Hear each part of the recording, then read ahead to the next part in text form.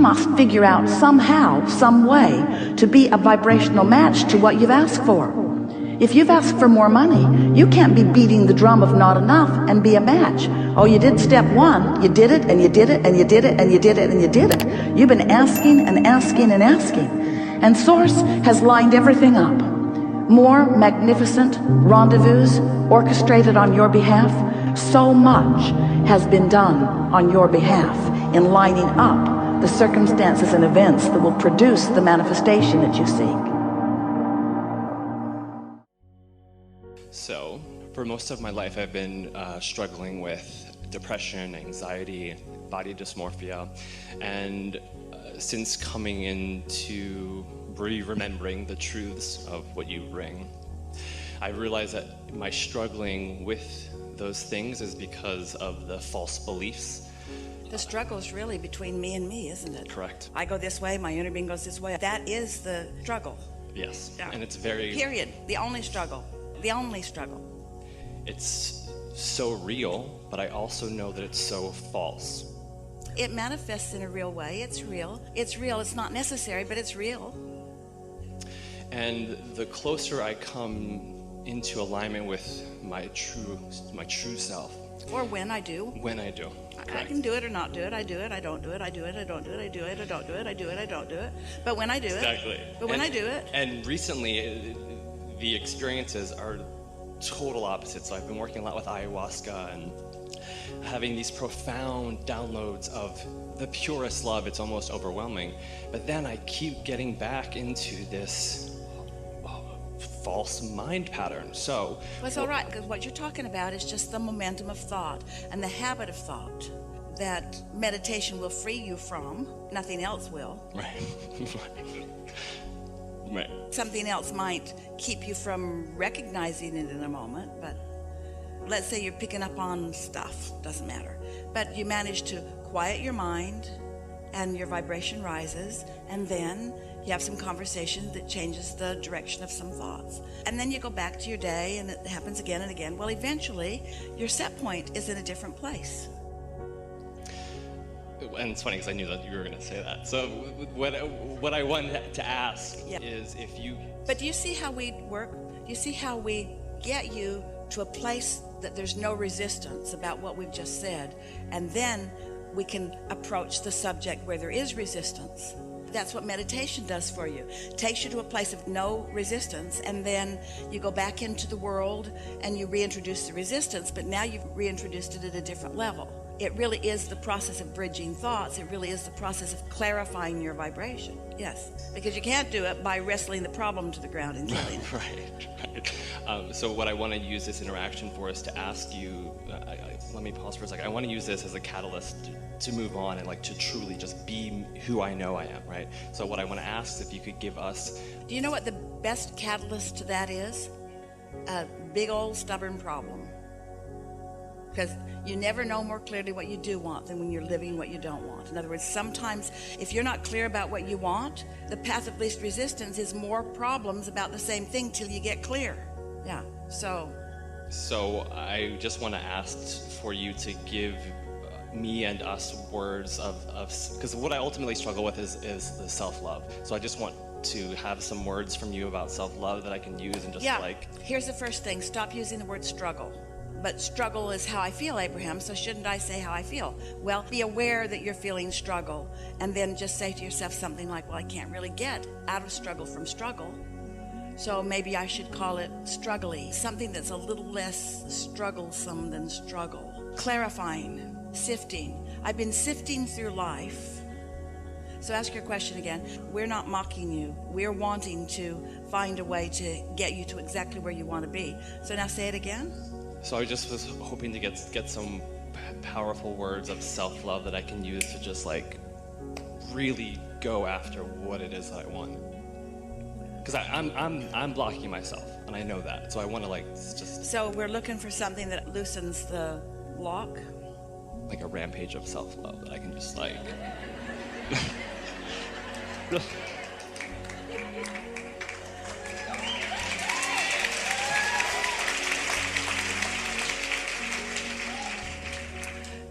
Pretty good way of saying it, because your inner being is yourself also. But you mean a rampage of self-love from your total self that your blocked off self might hear? Your total self, your inner being self, is rampaging to you all the time and you don't hear it. So you think the words will get through in a way that the constant love and appreciation and guidance isn't? I'm hoping. So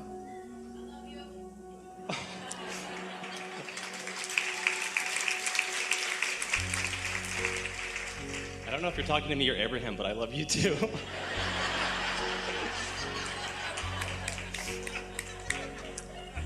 things are out of control.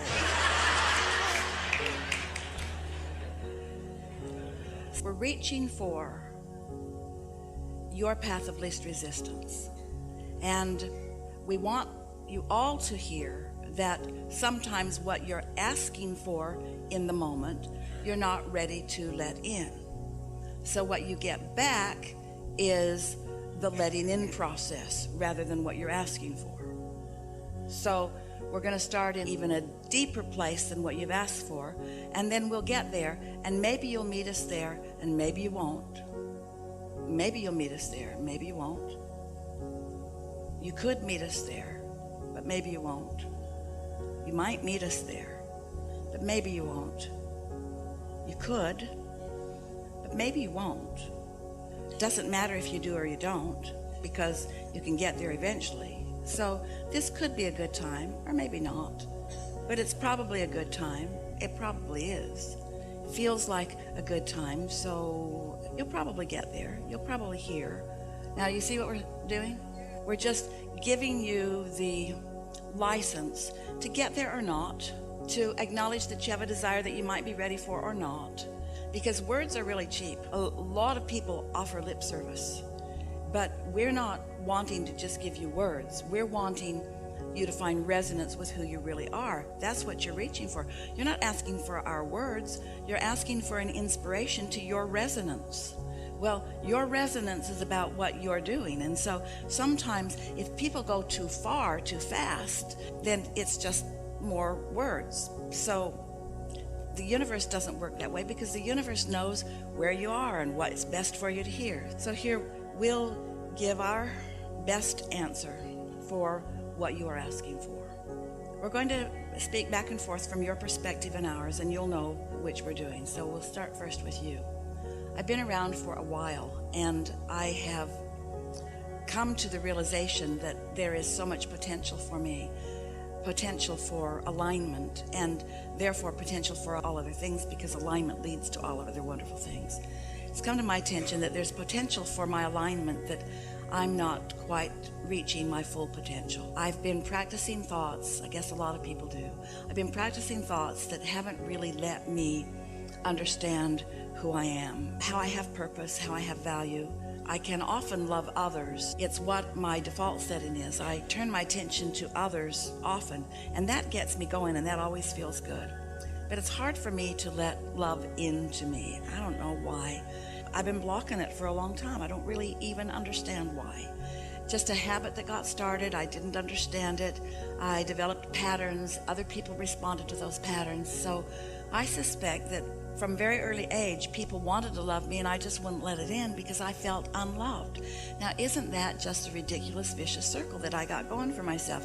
I felt unloved, so I didn't let love in, and because I didn't let love in, I felt unloved. And then I didn't feel loved, so I didn't let love in, and then because I didn't let love in, then I didn't feel loved, and then people couldn't love me because I wasn't letting love in. And I just developed a sort of pattern that nobody could really see, because on the surface, I looked sort of normal and behaved sort of the way that I'd learned to behave, but I don't really understand why I wasn't really letting love in. But the one thing that has come from all of that is I've come to a keen awareness that I want to let myself be loved. I thought I wanted to be understood. And as I've been listening to Abraham for a while, I realized that that's not really the quest, because being understood is really an impossible thing, because when you ask somebody to understand you, you need to immediately snap them into your same vibration. And that's an impossible thing. Everybody's got their own vibration going. So I think somewhere I got confused. The desire for love, I think I got it confused with the desire to be understood. And I also think that I got confused about where the love was coming from. I think I thought the love would come from other people who didn't understand me, instead of from Source, who always does. So there are two things I kind of got out of kilter. I got confused about being loved and being understood, and I looked for people that couldn't really understand me to be the reason that I felt love. I realize now how screwy that whole thing was and why it didn't work. And I'm relieved that I'm not failing at something that should work, because it couldn't work. So I'm sort of feeling some relief that I was looking for love in all the wrong places and getting mixed up about whether I was really wanting love from them or understanding from them, which really is not possible. So I also understand that when I'm in a sort of bad place and I want someone to love me or understand me, that they've got to go to the same bad place I am to understand me. Those two things don't go together. I want them to love me and understand me, but they can't understand me unless they get on my vibe. And if they're on my vibe, my not good feeling vibe, then they can't love me. No wonder it didn't work. Looking for love in all the wrong places. Is this making any sense to any of you? Relating a little bit even? So now I've kind of got that squared away. Now I realize that as lovely as people are, and as much as I love so many of them, and as much as I love being in this body and here in this world and on this leading edge, that I want to express love to them, but mostly I want to connect with love. Because if I don't let myself be loved, if I don't let this vessel that is me open to love, then I can't really love anybody else, not in a way that's meaningful to them. So a lot of us are just running around a little bit broken. We're not letting love in, but we're trying to let love out. So we're not going back to the well of replenishment. We're just loving and serving and trying to be of value and getting depleted and getting exhausted and getting overwhelmed because we're not letting it in. It's like never breathing air in and always breathing it out. You can't get too far with that. Pretty soon you got to start breathing it in, or you have nothing to breathe out. And so now I'm more clear about all of this. So I'm no longer wanting to look to others for that replenishment, although sometimes you can find it. Sometimes somebody's all tuned in, tapped in, turned on, and they got it going and blowing. And when they hold me as their object of attention, I can feel it. And I do like that, but I don't want to depend on somebody else's connection for that, because they've got stuff they're doing too. And I don't need anybody else's connection. I've got my own straight line to it. I've got my own vortex. I've got my own valve that I can open wide to it. And often I do. Sometimes I do. Sometimes I do it more easily than not. It sort of depends on the momentum that got going. But more and more, I accept these things. I know that Source exists. And I know that my inner being is a big part of that collective consciousness of Source. And that my inner being is, in an undivided way, focused upon me. And knowing everything about me and loving me anyway. That my inner being is loving my becoming and is never holding me responsible for what I've come to, because I'm eternal. I'm never going to get done. And there's always going to be within me a gap between what life has caused me to reach for and what I've allowed myself to catch up with.